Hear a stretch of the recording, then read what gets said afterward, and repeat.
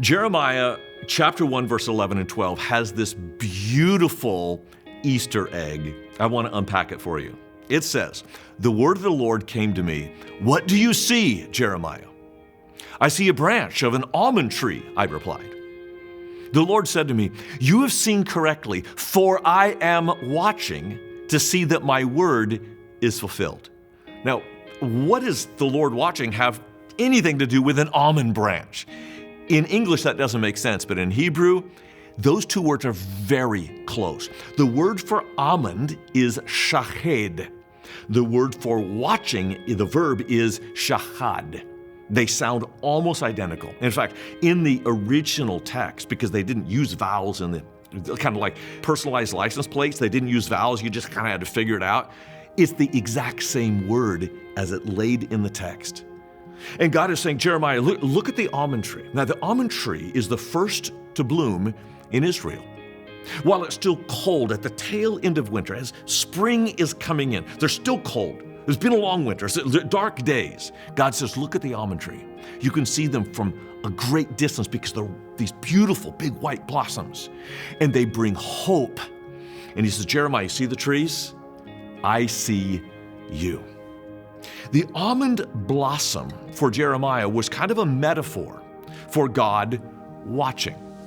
God often gives visible reminders of his watching over us. Sunrise, sunset, new moons. These are rainbows. These are all kind of Easter eggs of God to say, I'm watching you. And God has given two dominant Easter eggs for the church. One is a communion. It is a piece of bread and a little cup of juice that is a reminder, I see you. Baptism is another one.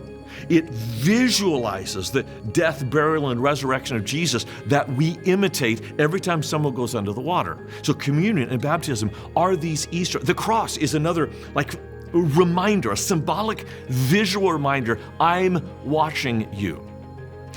Communion actually, when Jesus says to remember, it's not merely the word to think about, it's the word to participate in. So our visual reminders are things that we can participate in, and this is so cool. I've applied it to my marriage.